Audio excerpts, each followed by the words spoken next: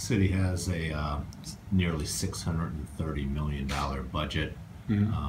What are your thoughts about the strategies for spending and saving and addressing the issues such as the pension liability, which is mostly unfunded?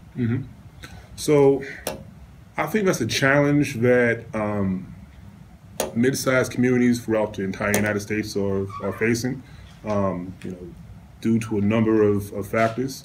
One thing I would like to see is our pension become less political, and I think the best way to kind of do that is as public officials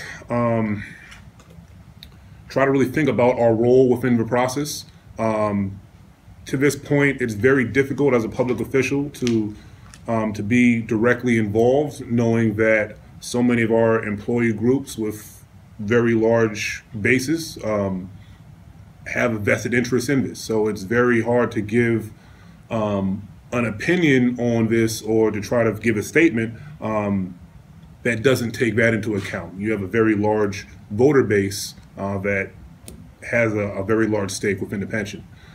So I think in terms of thinking about that, in terms of thinking about who's influencing this, that needs to be taken as part of consideration. In terms of the actual pension, I think the city has an obligation to its employees who've put in their resources and who've worked hard to invest in their future.